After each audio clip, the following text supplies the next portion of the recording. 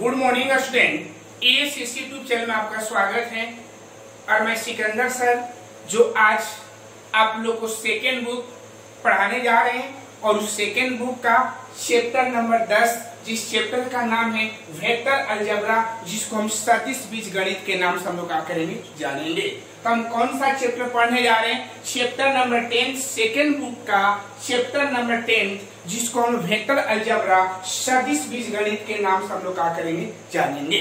तो सबसे पहले इसमें पढ़ेंगे सदिश क्या होता है, अदिश क्या होता है ना। नामे है चैप्टर का सदिश, जितना सदिश से रिलेटेड आएगा उन सब चीजों को हम लोग क्या करेंगे पढ़ेंगे। और इस चैप्टर को हम लोग पिछले क्लास 11 क्लास में फिजिक्स में पढ़े होंगे सदिश क्या होता है। ओके, तो चलिए हम लोग चलते हैं। पहला इसमें टॉपिक पढ़ेंगे भौतिक राशि, यानी भौतिक राशि क्या होती है, जिसको इंग्लिश में हम बोलते हैं फिजिकल क्वांटिटी। ठीक है, तो वह राशि जिनको प्रत्यक्ष और अप्रत्यक्ष दोनों रूपों में माप सकते, मेजरमेंट कर सकते, मापा जा सकता है, तो उस राशि को हम लोग भौतिक राशि के नाम से क्या करते जानते हैं। प्रत्यक्ष का मतलब देखकर, अप्रत्यक्ष का मतलब बिना देखे हुए। तो अपने आंखों से किन किन चीजों को माप सकते हैं, देख कर माप सकते हैं, उसको हम लोग क्या बोलते हैं? प्रत्यक्ष रूप बोलेंगे। और जिनको नहीं देखकर माप सकते हैं उसको अप्रत्यक्ष रूप बोलते हैं। जैसे मान लेते हैं 5 क्विंटल गेहूं, 2 लीटर घी, 2 केजी चावल, इन सब चीजों को हम लोग क्या कर सकते हैं? मापते हैं, लेकिन देखकर मापते हैं। लेकिन वही बात बोलेंगे कि सूर्य का द्रव्यमान, तो सूर्य के द्रव्यमान को हम लोग मापने नहीं गए हैं, उसको अप्रत्यक्ष रूपों में मापा गया है। ठीक है, पृथ्वी का द्रव्यमान कभी मापने गए हैं कि पृथ्वी कितना चला, आज माप ली पृथ्वी का द्रव्यमान कितना है? नहीं ना, तो सब चीजें क्या है? अप्रत्यक्ष रूप है। ठीक है, तो ये बोला गया कि वह राशि जिनको प्रत्यक्ष और अप्रत्यक्ष दोनों रूपों में क्या कर सकते हैं? माप सकते हैं, तो उस राशि को हम लोग क्या बोलते हैं? भौतिक राशि के नाम से हम लोग क्या करते हैं जानते हैं। जैसे मानते हैं छड़ी की लंबाई, कोई छड़ी होगी उसकी लंबाई को मापेंगे 5 मीटर 10 में, लेकिन वो प्रत्यक्ष होकर देख कर मापेंगे। सूर्य का द्रव्यमान, हम सूर्य के द्रव्यमान को देखकर नहीं मापे हैं कि कितना है, लेकिन उसका किताब में न्यूमेरिकल वैल्यू दिया हो, कितना फिक्स वैल्यू है, तो अप्रत्यक्ष रूपों में मापा गया। ओके, 5 क्विंटल चावल, इसको माप सकते हैं तर्जुई बाटखारा पर लेकर। ठीक है, तो ये सब क्या है? भौतिक राशि। ठीक है, यहाँ में भी बोला गया है कि फिजिकल क्वांटिटी, इंग्लिश में कि physical quantity is a property of material that can be quantified by measurement. आज बोले कि भौतिक राशि किसी पदार्थ का वह गुणधर्म होता है या वह प्रॉपर्टी होता है जिसको क्या करते हैं? That can be quantified by measurement. इसको हम लोग क्या कर सकते हैं?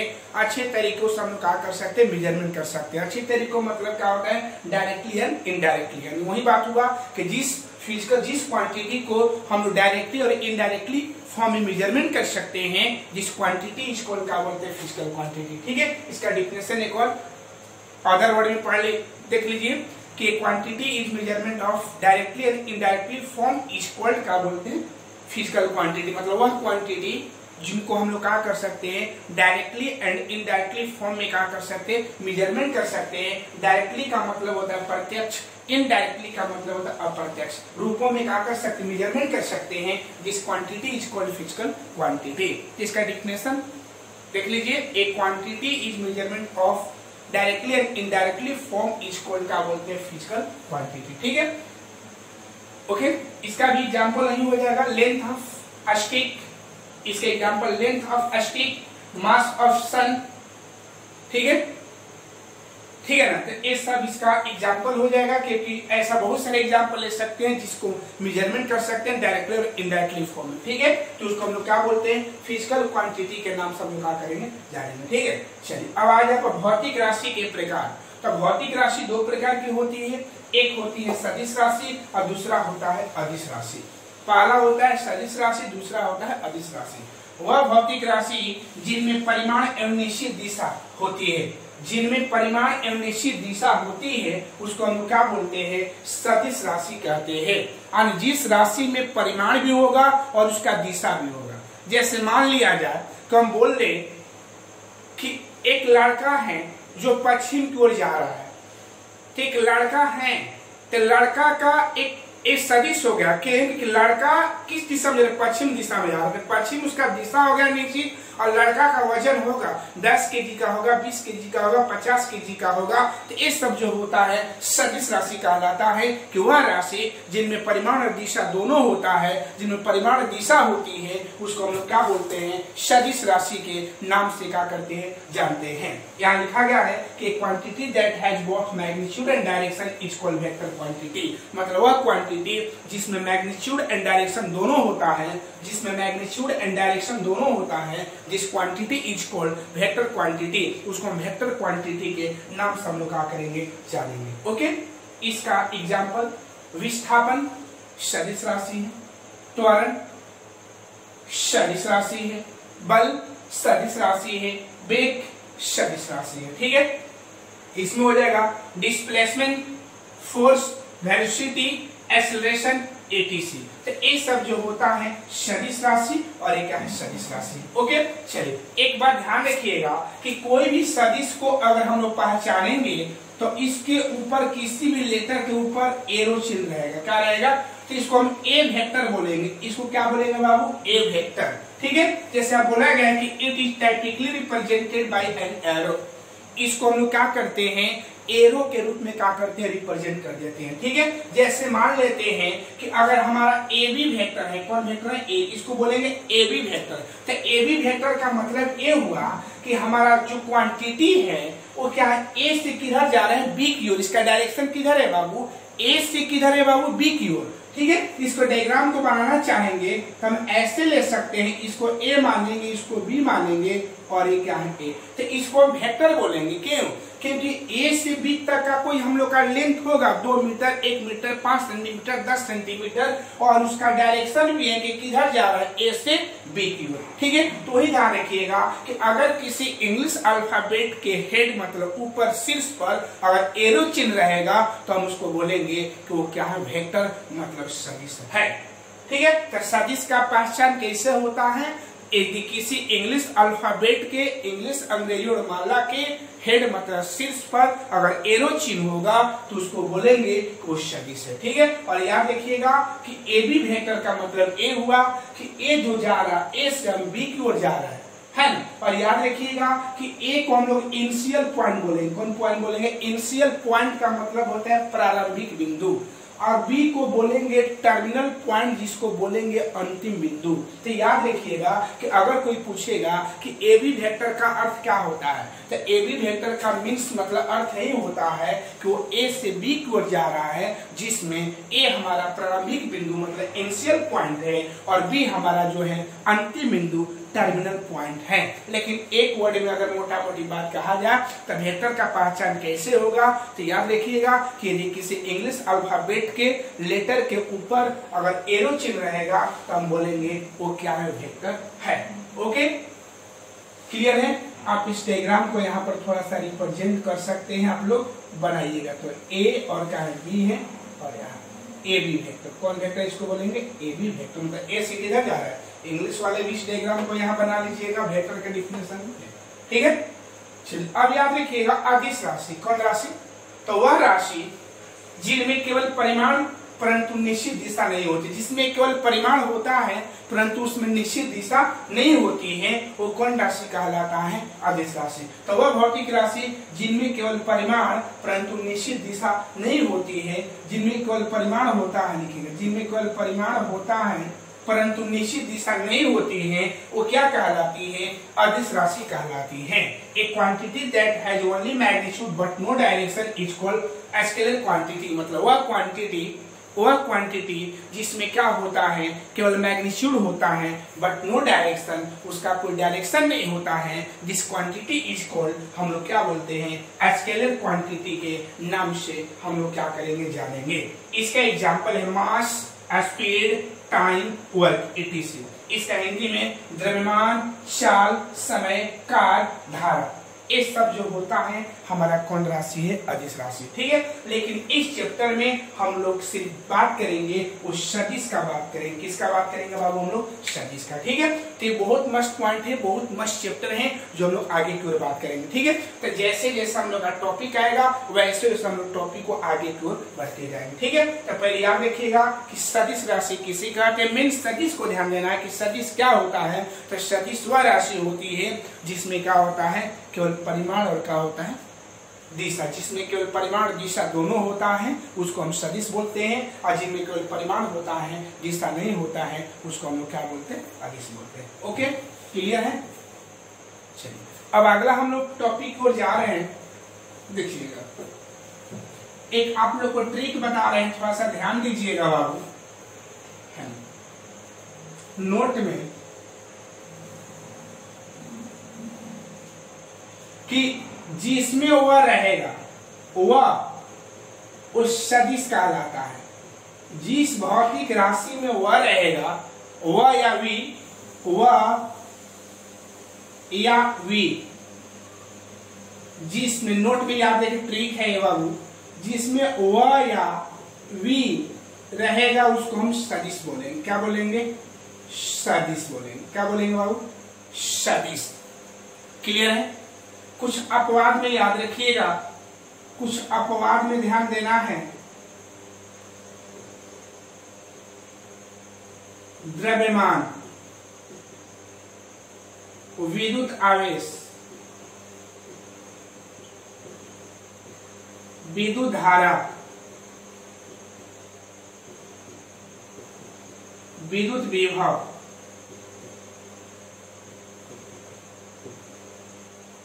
इससे और कुछ अपवाद में आ सकता है ना। तो जिसमें वह या वी रहेगा, जैसे मान लेते हैं विस्थापन, तो विस्थापन लिखें तो विस्थापन में हमारा क्या आया है, वी आया है, तब इसको बोलेंगे क्या है, सदिश है। क्लियर है।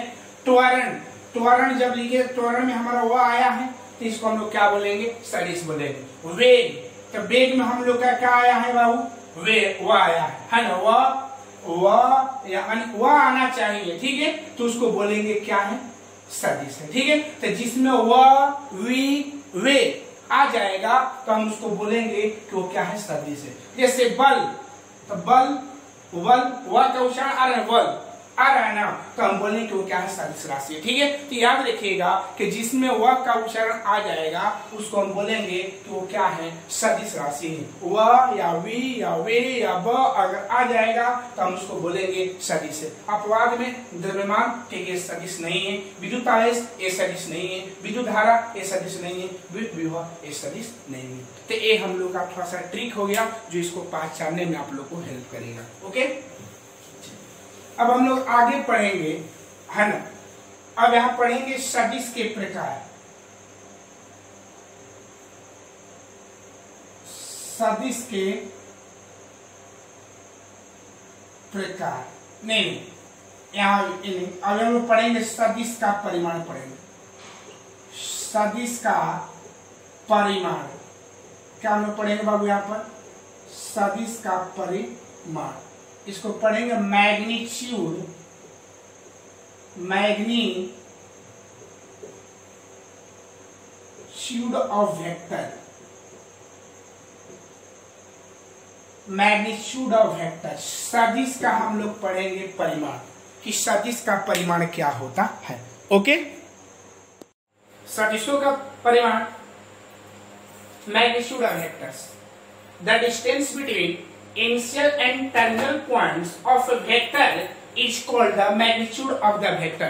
मतलब किसी सदिश के प्रारंभिक बिंदु और अंतिम बिंदु के बीच की दूरी को हम लोग क्या बोलते हैं, सदिशों का परिमाण बोलते हैं। ओके, किसी सदिश के प्रारंभिक बिंदु एवं अंतिम बिंदु के बीच की दूरी को सदिशों का परिमाण कहते हैं। इसे मोड ए बी वेक्टर या मोड ए वेक्टर या ए द्वारा निरूपित करते हैं। तीर चिन्ह सदिश के दिशा को निरूपित करता है। समझ लीजिए, मान लेते हैं हमारे पास कोई सदिश ए बी वेक्टर है, अगर इसका परिमाण जब लेंगे तो उसका मोड़ ले लेंगे। किसी सदिश का जब परिणाम लेते हैं तो उसको मोड़ ले लेंगे। अब मोड़ लेते हैं तो याद रखिएगा कि किसी भी सदिश का जब मोड़ लेते हैं, परिमाण लेते हैं, तो उसका वेक्टर क्या होता है, हट जाता है। जैसे मान लेते हैं कि हमारे पास कोई सदिश ए वेक्टर है तो इसका मोड लेंगे तो ए होगा, बी वेक्टर है तो उसका मोड लेंगे तो क्या होगा, बी होगा। ठीक है, तो वही बोला गया है कि the distance between initial point and terminal points of A vector is called the magnitude of the vector. मतलब किसी सदिश के प्रारंभिक बिंदु एवं अंतिम बिंदु के बीच की दूरी को सदिशों का परिमाण कहते हैं। It is denoted by mod A B vector और मोड ए वेक्टर और A. The arrow indicates the direction of vector. Direction of vector. Direction of vector. The arrow indicates the direction of vector. मतलब जो arrow जो होता है ना वो vector के डायरेक्शन को क्या करता है, इंडिकेट करता है। ठीक है, चल मान लेते हैं कि हमारे पास कोई सदिश है ए और क्या है, बी है, जिसको ए बी वेक्टर बोल रहे हैं। ए को इनिशियल पॉइंट बोलेंगे, बी को टर्मिनल पॉइंट बोलेंगे, प्रारंभिक बिंदु और क्या अंतिम बिंदु। जैसे मान लेते हैं कि हमारे पास इसी के पार्टिकुलर अगर मान लेते हैं कि हमारे पास पी क्यू वेक्टर है, तब पी क्यू वेक्टर में हमारा प्रारंभिक बिंदु का काम कौन करेगा, पी करेगा, और अंतिम बिंदु का काम कौन करेगा, क्यू करेगा, जिसको पी को इनिशियल पॉइंट और क्यू को टर्मिनल पॉइंट के नाम से हम लोग क्या करेंगे, जानेंगे। ओके, क्लियर है बाबू। अगर मान लेते कि हमारे पास सी डी वेक्टर है तो सी डी वेक्टर में हमारा इनिशियल पॉइंट का काम कौन करेगा, सी करेगा, और टर्मिनल पॉइंट का काम कौन करेगा, ई करेगा, डी करेगा। ठीक है, और सी डी का मीन्स मतलब सी डी का अर्थ यही होता है कि हमारा जो वेक्टर है सी से डी की ओर जा रहा है। ठीक है, चलिए अब बोला गया है कि समान सदिश। कौन सदिश, सदिशों के प्रकार में पहला पढ़ेंगे हम लोग समान सदिश। क्या पढ़ने जा रहे हैं, सदिशों के प्रकार। तो पहला है समान सदिश, तो वह दो सदिश जिसका परिमाण एवं दिशा दोनों बराबर होता है, वह दो सदिश में ए वेक्टर और बी वेक्टर को भी मान सकते हैं, पी क्यू भी मान सकते हैं, एक्स वाई भी मान सकते हैं, जिसको मानना है आप लोग मान सकते हैं, बस दो सदिश होना चाहिए। तो वह दो सदिश जिसका परिमाण एवं दिशा दोनों बराबर होता हो तो उस सदिश को हम समान सदिश के नाम से क्या करते हैं, जानते हैं। इंग्लिश में two vectors A vector and B vector are said to be equal vector if they have the same magnitude and direction. जिसका दो वेक्टर को हम लोग इक्वल वेक्टर तभी बोलते हैं जब उसका मैग्नीट्यूड और डायरेक्शन दोनों क्या हो, सेम। ओके, जैसे मान लेते हैं कि हमारे पास दो वेक्टर है, ए वेक्टर क्या है, बी वेक्टर है, इसका मैग्नीट्यूड ए है, इसका मैग्नीट्यूड ए है, इसका मैग्नीट्यूड क्या है, बी है ना। तो दोनों का जब मैग्नीट्यूड समान और डायरेक्शन भी समान होता हो तो उस वेक्टर को हम लोग क्या बोलते हैं, इक्वल वेक्टर के नाम से क्या करते हैं, जानते हैं। तो इक्वल वेक्टर होने के लिए दो कंडीशन, पहला है कि मैग्नीट्यूड सेम होना चाहिए, डायरेक्शन भी सेम होना चाहिए। ओके, समान सदिशों के बीच का कोण 0 डिग्री होता है। कोई पूछे कि जो दो इक्वल वेक्टर होगा तो दो इक्वल वेक्टर के बीच का एंगल कितना डिग्री होगा, तो क्या बोलेगा, 0 degree. Okay, the angle between of equal vector is 0 degree. अब है संरेख सदिश। कौन सदिश बाबू, संरेख, जिसको हम कोलिनियर वेक्टर के नाम से हम लोग क्या करेंगे, जानेंगे। ठीक है, तो बोला गया है कि two vectors are said to be collinear vectors if they are parallel to the same line irrespectively of their magnitude and direction। यानी बोला गया है कि वह सदिश, दो सदिश संरेख सदिश कहलाता है यदि उनके परिमाण समान भी हो सकता है और या असमान भी हो सकता है, समान भी हो सकता है या असमान भी हो सकता है, परंतु उसका डायरेक्शन जो होना चाहिए वो अपोजिट होना चाहिए। तो वैसे सदिश को हम लोग संरेख सदिश के नाम से हम लोग क्या करते हैं, जानते हैं। जैसे देखिए डायग्राम से आप लोग क्या पता चल रहे हैं बाबू कि दोनों सदिश का मैग्नीट्यूड भी सेम है, डायरेक्शन अपोजिट है, मैग्नीट्यूड डिफरेंट है, डायरेक्शन अपोजिट है। देख रहे हैं, तो ही बोला गया कि इसका जो परिमाण समान भी हो सकता है और असमान भी हो सकता है, परंतु उसका जो डायरेक्शन मतलब दिशा जो होना चाहिए विपरीत होना चाहिए। तो ऐसे सदिश को हम लोग क्या बोलते हैं, संरेख सदिश के नाम से क्या करते हैं, जानते हैं। क्लियर है, ओके। इसके बाद हम लोग का मात्रक सदिश। कौन सदिश, मात्रक सदिश, जिसको हम लोग यूनिट वेक्टर के नाम से हम लोग क्या करेंगे, जानेंगे। तो वह सदिश जिसका परिमाण एक हो, वह सदिश जिसका परिमाण क्या हो, एक हो। जिस सदिश का जब परिमाण ऐसा लेंगे उसका वैल्यू कितना होना चाहिए, एक होना चाहिए। जिस सदिश का परिमाण लेंगे तो उसका वैल्यू एक आ जाएगा तो हम बोलेंगे कि वो कौन सदिश है, मात्रक सदिश है। कौन सदिश है बाबू, मात्रक सदिश। यूनिट वेक्टर जिसका मैग्नीट्यूड लेने पर उसका वैल्यू क्या होता है, एक आता हो, तो ऐसे वेक्टर को हम लोग कौन वेक्टर बोलते हैं, यूनिट वेक्टर के नाम से क्या करते हैं, जानते हैं। तो वह सदिश जिसका परिमाण एक हो मात्रक सदिश कहलाता है। मान लेते हैं मात्रक सदिश का एक पहचान होता है, जिसे मान लेते हैं कि हमारे पास कोई सदिश ए वेक्टर है, तो ए वेक्टर के अनुदिश मात्रक सदिश जो होता है एक कैप होता है, इसको कैप बोलेंगे। क्या बोलेंगे बाबू? कैप। इसको क्या बोलेंगे? कैप बोलेंगे। तो ए वेक्टर के अनुदिश मात्रक सदिश एक कैप हो तो एक कैप बराबर ए वेक्टर बटा में मोड ए वेक्टर। इसी प्रकार बी वेक्टर का मात्रक सदिश बी कैप होगा और बी कैप बराबर बी वेक्टर बटा मोड बी वेक्टर। और याद रखिएगा कि जिस सदिश का मात्रक सदिश निकालना होगा तो ऐसे निकालेंगे। क्लियर है? कि कौन सदिश है बाबू? मात्रक सदिश है। कौन सदिश है? मात्रक सदिश है। क्लियर है? अब हम इसका इंग्लिश डिफिनेशन लिख दे रहे हैं।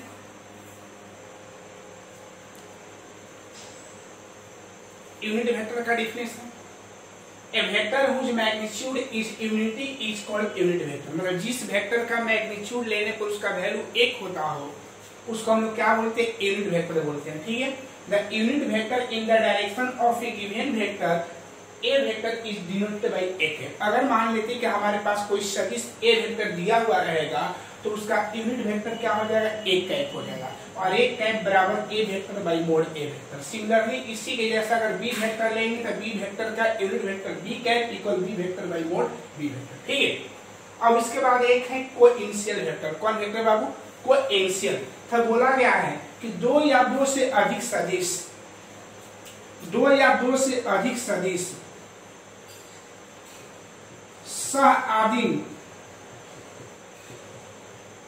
सआदिम सदिश कहलाता है जिसका प्रारंभिक बिंदु समान है। अरे मान लेते कि हमारे पास बहुत सारे सदिश हैं और उन सदिश को का प्रारंभिक बिंदु अगर एक ही रहेगा, समान रहेगा, तो उस सदिश को हम लोग सआदिम सदिश के नाम से क्या करते हैं? जानते हैं। Two or more vectors having same initial point are called coincial vector। और दो या दो से अधिक सदिश को हम लोग क्या बोलते हैं? कोइंसियल वेक्टर तभी बोलते हैं जब उसका इनिशियल पॉइंट क्या हो? सेम। जैसे इस फिगर को देखने से आप लोग क्या पता चल रहा है कि OA vector, OB vector, OC vector, OD vector and OE vector are coinitial vector because initial point is same. क्योंकि इसका प्रारंभिक बिंदु इनिशियल पॉइंट O है, इसमें भी O है, इसमें भी O है, इसमें भी O है, भी O है। तो जिस वेक्टर का इनिशियल पॉइंट सेम रहेगा, बहुत सारे वेक्टर दिया रहेगा, तो उसको हम लोग क्या बोलते हैं? कोइंसियल वेक्टर के नाम से हम लोग क्या करेंगे? जानेंगे। या एक और वर्ड में समझ सकते हैं कि जिस वेक्टर, जिस पॉइंट से वेक्टर हमेशा निकलेगा उसका एरो चिन्ह आउटसाइड मतलब बाहर की ओर रहेगा। जिस पॉइंट को हम चूज करेंगे अगर उस पॉइंट से हमारा वेक्टर हमेशा निकलेगा बाहर की ओर तो उसको हम लोग क्या बोलेंगे? कोइंसियल वेक्टर के नाम से क्या करते हैं? जानते हैं। जैसे एक फिगर को यहाँ समझ लीजिएगा, एक और हम फिगर यहाँ पर बनाना चाह रहे हैं, ये आप लोग क्वेश्चन बताएंगे। जैसे मान लेते हैं कि हमारे पास यहाँ ए वेक्टर है, ए हमारे पास बी वेक्टर है। क्लियर है? ठीक है? ए हमारे पास सी वेक्टर है और ये हमारे पास क्या है? डी वेक्टर है। अगर इस फिगर में अगर हम बोल दे बाबू कि इसमें हमारा कोइंसियल वेक्टर कौन होगा, तो समझिएगा बाबू सबसे पहले कोइंसियल वेक्टर को पहचानने का तरीका हमारा यही है ना बाबू, कि उसमें पॉइंट को चूज करेंगे। पॉइंट कितना है? तो हमारे पास पॉइंट कब है बाबू? इसमें पॉइंट हमारा 4 गो बन रहा है। पॉइंट कितना बन रहा है बाबू? 4 गो। अगर मान लेते कि हम इस पॉइंट अगर बात करते हैं तो इस पॉइंट को क्या हम कोइंसियल वेक्टर बोल सकते हैं? कोइंसियल पॉइंट बोल सकते हैं? नहीं। क्यों? क्योंकि अगर इस पॉइंट को लेते हैं, इस पॉइंट को अगर लेते, फिगर को देखिएगा तो इस पॉइंट से हमेशा वेक्टर निकालना चाहिए। तो आप ही बताइए, जब ए वाला पॉइंट को ले रहे हैं तो क्या इससे वेक्टर निकल रहा है? सब नहीं ना, एक तो निकल रहा है लेकिन एक अंदर की ओर आ रहा है, तो ये हमारा कोइंसियल पॉइंट ए नहीं कहला पाएगा। ठीक है? इसको थोड़ा सा देख लीजिएगा, ए भी नहीं हो पाएगा क्योंकि ए अंदर आ गया, तो ए भी नहीं होगा, ए भी नहीं होगा दोनों, लेकिन ए हो जाएगा। क्यों? क्योंकि ए बाहर निकल रहा है और ए भी बाहर निकल रहा है, तो इसको हम लोग क्या बोलेंगे? कोइंसियल पॉइंट। इस पॉइंट को हम लोग क्या बोलेंगे बाबू? कोइंसियल पॉइंट के नाम से क्या करेंगे? जानेंगे। तो ऐसा आप लोग का फिगर देंगे, जब क्वेश्चन आप लोग को बनाएंगे तो समझिएगा कि कोइंसियल का मतलब यही होता है कि जिस पॉइंट को चूज करेंगे उस पॉइंट से हमारा वेक्टर निकलना चाहिए। क्लियर है? उसके बाद हम लोग का आता है शून्य सदिश। कौन सदिश? शून्य सदिश, जिसको भी जीरो वेक्टर बोलते हैं। तो इसका एक डिफिनेशन है कि वह सदिश जिसका परिणाम शून्य हो। जिस सदिश का परिणाम लेने पर उसका परिणाम क्या होता है, शून्य आ जाता है, तो उसको हम लोग क्या बोलते हैं, शून्य सदिश के नाम से क्या करते हैं, जानते हैं। या वह सदिश जिसका प्रारंभिक एवं अंतिम बिंदु समपाती हो, यानी प्रारंभिक बिंदु भी और अंतिम बिंदु दोनों अगर एक ही पर आ जाता है तो उस सदिश को शून्य सदिश के नाम से हम लोग क्या करते हैं, जानते हैं। इसे जीरो वेक्टर द्वारा प्रदर्शित करते हैं। अतः ए वेक्टर बी वेक्टर शून्य सदिश को निरूपित करते हैं। क्यों? क्योंकि ध्यान रखिएगा कि ए हमारा प्रारंभिक बिंदु, तो प्रारंभिक बिंदु हमारा ए हो जाएगा और अंतिम बिंदु भी हमारा कहाँ है, ए है। तो क्या समपाती है कि नहीं, है ना बाबू। तो जिसका प्रारंभिक बिंदु और अंतिम बिंदु दोनों एक ही पर आ जाता है तो उसको बोलेंगे वो शून्य सदिश है। कौन सदिश है, शून्य सदिश, ठीक है। या दूसरा परिभाषा है कि वह सदिश जिसका परिणाम लेने पर उसका मान शून्य आता है, ठीक है। The vector whose initial and terminal point coincide is called zero vector or null vector. The vector A vector B vector represented the zero vector. मतलब A vector B vector जो हमारा रिप्रेजेंट कर रहा है वो किसको रिप्रेजेंट कर रहा है, जीरो वेक्टर को, ठीक है। और एक लास्ट इसका टाइप है नेगेटिव वेक्टर। तो नेगेटिव वेक्टर बोला गया है तो वह सदिश जिसका परिमाण समान परंतु दिशा विपरीत हो ऋणात्मक सदिश कहलाता है। कौन कहलाता है, A vector whose magnitude is the same as that a given vector but direction is opposite is called negative vector। अगर मान लेते कि हमारे पास कोई सदिश दिया हुआ है, अगर उस दिए हुए सदिश का मैग्नीट्यूड क्या हो, सेम होता हो परंतु डायरेक्शन अपोजिट हो तो उसको हम लोग क्या बोलते हैं, अपोजिट वेक्टर के नाम से क्या करते हैं, जानते हैं। जैसे मान लेते एक एग्जांपल दे रहे हैं कि अगर कोई व्यक्ति अगर यहाँ से डिहरी जा रहा है, अकबरपुर से कहाँ जा रहे हैं, देखिए फिगर बना रहे हैं बाबू, ध्यान दीजिएगा, एक फिगर बना लीजिएगा। मान लेते हैं ये अकबरपुर है और एक क्या है बाबू, डिहरी है। तो कोई व्यक्ति अकबरपुर से डिहरी की ओर रवाना हो रहा है। अगर मान लेते हैं कि इसके डिस्टेंस आप लोग जानते हैं कि अकबरपुर से डिहरी का डिस्टेंस अप्रोक्स मतलब 40 किलोमीटर है, क्लियर है। और वही एक व्यक्ति अब क्या कि डिहरी से अकबरपुर आ रहा है, जब डिहरी से अकबरपुर आएगा तो इसका भी डिस्टेंस हमारा 40 किलोमीटर ही होगा बाबू, होगा ना। लेकिन इसका डायरेक्शन अपोजिट होगा कि नहीं, क्योंकि ये ऐसे जा रहा है 40 किलोमीटर, ये ऐसे जा रहा है 40 किलोमीटर, तो इसी को तो बोलेंगे कि नेगेटिव वेक्टर का मतलब इसका मैग्नीट्यूड सेम है। मतलब एक व्यक्ति अकबरपुर से डिहरी गया, डिहरी से अकबरपुर आ गया, तो उसको हम लोग क्या बोलेंगे, नेगेटिव वेक्टर के नाम से हम लोग क्या करेंगे, जानेंगे। क्यों? क्योंकि अकबरपुर से डिहरी गया तो डिहरी का डिस्टेंस 40 किलोमीटर, डायरेक्शन अकबरपुर से डिहरी की ओर है और उधर से आया तो डिहरी से अकबरपुर का डायरेक्शन है, लेकिन दोनों का मैग्नीट्यूड तो सेम है ना बाबू। ऐसा नहीं ना कि अकबरपुर से डिहरी जाने में 40 किलोमीटर और आने में 45 किलोमीटर हो जाएगा। हाँ, टाइम चेंज हो सकता है ना, ठीक है, स्पीड आपका चेंज हो सकता है लेकिन डिस्टेंस तो चेंज नहीं होगा बाबू, ठीक है, क्लियर है। तो वही है नेगेटिव वेक्टर, ठीक है। तो नेगेटिव वेक्टर को ध्यान रखिएगा बाबू। अगर मान लेते कि हमारे पास ए और डी का दो वेक्टर हैं, इसका नेगेटिव अगर मान लेते एडी वेक्टर लिखते हैं तो इसका नेगेटिव वेक्टर हमारा डीए वेक्टर बन जाएगा। क्या बन जाएगा बाबू, हमारा नेगेटिव वेक्टर क्या बन जाएगा, डीए। क्योंकि इसका कहा नाम है कि ए से डी की ओर जा रहा है, अकबरपुर से डिहरी जा रहा है, और इसका कारण कि डिहरी से कहा जा रहा है, अकबरपुर जा रहा है। तो इसी को हम लोग क्या बोलते हैं, नेगेटिव वेक्टर के नाम से हम लोग क्या करते हैं, जानते हैं, ठीक है। और इसका नोट लिख लीजिएगा, ऋणात्मक सदिश के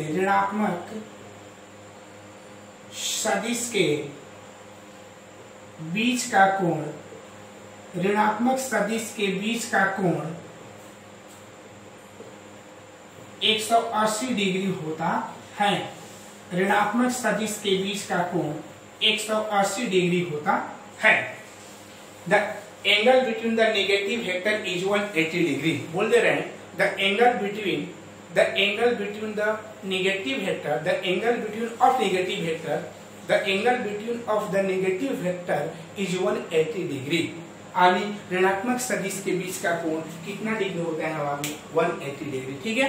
तो आज इस लेक्चर में इतना ही है ना, और अगला जब लेक्चर हम लोग पढ़ेंगे तो उसमें हम एक्सरसाइज 10.1 के क्वेश्चन को सोल्व करेंगे, ठीक है, ओके। तो इस वीडियो में इतना ही। अगर ये वीडियो पसंद आया होगा तो लाइक और सब्सक्राइब करना भूलिएगा। जय हिंद, जय भारत।